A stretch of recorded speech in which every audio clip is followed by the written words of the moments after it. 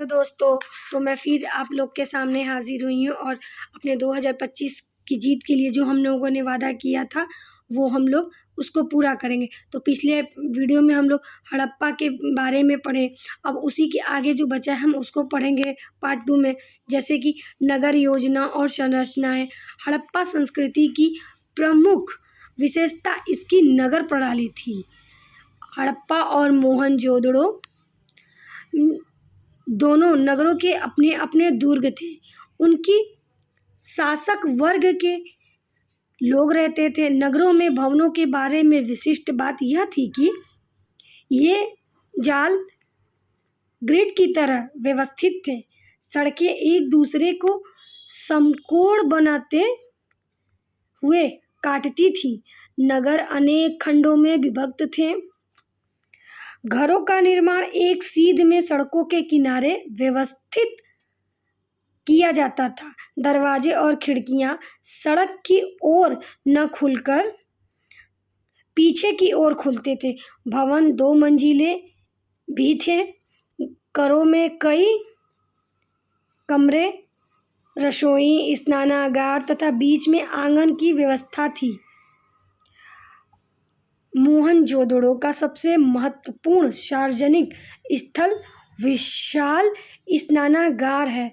यह 11.88 मीटर लंबा, 701 मीटर चौड़ा और 243 मीटर गहरा। इसमें उतरने के लिए उत्तर तथा दक्षिण की ओर सीढ़ियां बनी हुई। स्नानागार का फर्श पक्की ईंटों का एवं इसके मध्य में स्नान कुंड स्थित था। इस विशाल स्नानागार का उपयोग सार्वजनिक रूप से धर्मानुष्ठान संबंधी स्नान के लिए होता था। जॉन मार्शल ने विशाल स्नानागार को विश्व का आश्चर्यजनक निर्माण बताया था। यह जल पूजा का एकमात्र साक्ष्य है।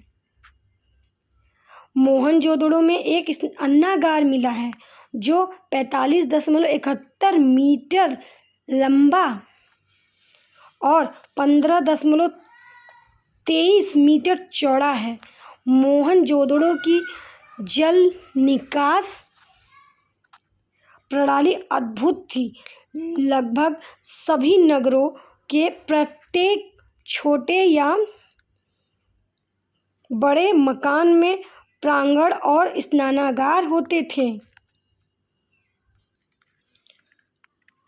हड़प्पा के दुर्ग में 6 अन्नागार मिले जो ईंटों के बने चबूतरे पर 2 पंक्तियों में खड़े हैं। प्रत्येक अन्नागार 15.23 मीटर लंबा और 6.09 मीटर चौड़ा है। कालीबंगा के अनेक घरों में कुएं पाए जाते हैं। घरों से निकलने वाले पानी को नालियों द्वारा सड़क के किनारे बनी मुख्य नाली से जोड़ा गया था, जहां इनके नीचे मोरियां बनी हुई थी। ये मोरियां ईंटों और पत्थरों की तख्तियों से ढकी रहती थी। सड़कों की इन मोरियों में नरमोखे मैनहोल भी बने थे। तो देखा दोस्तों, इन लोगों अब हम लोग हड़प्पा के कृषि के विषय में जानेंगे। सिंधु सभ्यता की उस समय की कृषि कैसी थी। ठीक है, अब चलते हैं कृषि के विषय में जानते हैं। कृषि वर्तमान में सिंधु प्रदेश में पहले की अपेक्षा बहुत कम वर्षा होती है, इसीलिए यह प्रदेश अब इतना उपजाऊ नहीं रहा। यहाँ के समृद्ध देहातों और नगरों को देखने से ज्ञात होता है कि प्राचीन काल में यह प्रदेश अत्यधिक उपजाऊ था।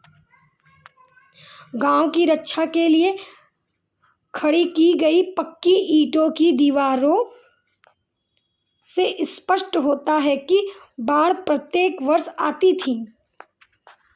सिंधु सभ्यता के लोग बाढ़ उतर जाने पर नवंबर के महीने में बाढ़ वाले मैदानों में बीज बो देते थे और अगली बाढ़ के आने से पहले अप्रैल महीने में गेहूं और जौ की फसल काट लेते थे।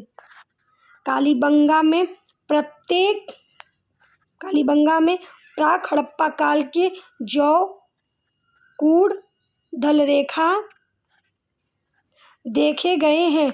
उनसे अनुमान लगाया जाता है कि हड़प्पा काल में राजस्थान में हल का प्रयोग होता था। सिंधु सभ्यता के लोग गेहूं और जौ, मटर आदि अनाज पैदा करते थे, जिन्हें 9 प्रकार की फसलों का ज्ञान था। वे 2 किस्म का गेहूं और जौ उगाते थे। इसके अतिरिक्त वे तिल और सरसों भी उगाते थे। सबसे पहले कपास उत्पादन करने का श्रेय सिंधु सभ्यता के लोगों को जाता है।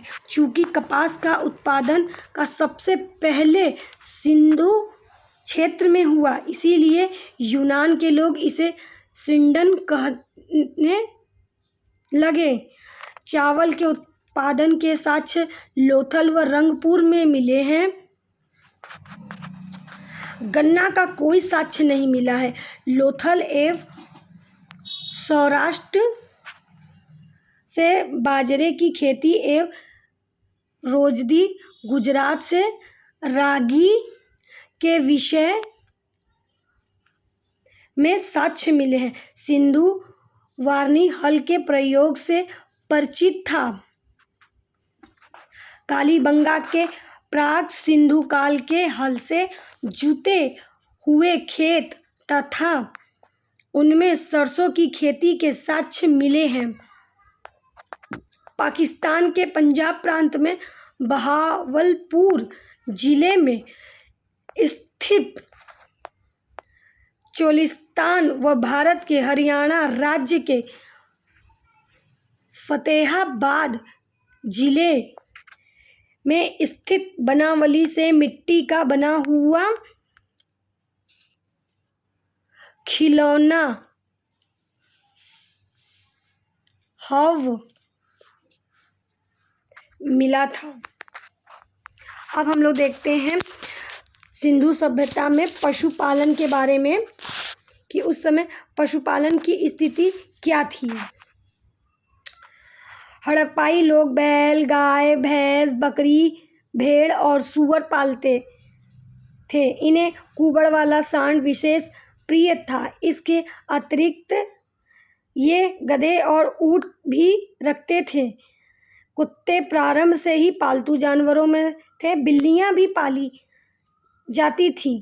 कुत्ता और बिल्ली दोनों के पैरों के निशान मिले हैं। सिंधुवासी हाथी व घोड़े से परिचित तो थे, लेकिन वे उन्हें पालतू बनाने में सफल नहीं हो सके, क्योंकि हाथी व घोड़े पाए जाने के साक्ष्य प्राप्त हुए हैं, परंतु पालने के साक्ष्य प्रमाणित नहीं हो सके हैं। घोड़े के अस्तित्व का संकेत मोहनजोदड़ो को ऊपरी सतह से तथा लोथल में मिली एक संदिग्ध मूर्ति टेराकोटा से मिला है।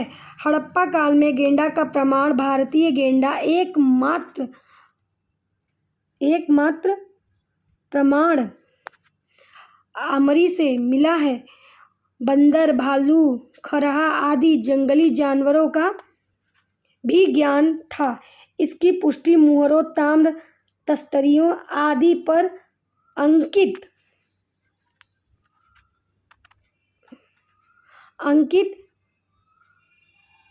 है। गुजरात के पश्चिम में अवस्थित सुरकोटता में घोड़े के अवशेषों के मिलने की पुष्टि हुई है। हड़प्पाई लोगों को हाथी का ज्ञान था और ये गेंडे से भी परिचित थे। तो देखा दोस्तों, आज हम लोगों ने कृषि और पशुपालन के विषय में सिंधु सभ्यता के बारे में पढ़ा कि उस समय क्या स्थिति थी, किस चीज़ की खेती होती थी, और किस किस जानवर को पाला जाता था। तो इसी तरह हम लोग आगे चलते रहेंगे और एक एक को कवर करते रहेंगे। फिर एक एक जो भी एक एक टॉपिक हो, पशुपालन हो, शिल्पकला हो, नगर योजना हो या कृषि हो, सब पे फिर से चर्चा करेंगे, रिवीजन करते रहेंगे, जिससे हम लोगों को याद होता रहे। ठीक है दोस्तों, तो अब हम लोग मिलते हैं नेक्स्ट वीडियो में। बाय बाय, जय श्री राम, राधे राधे।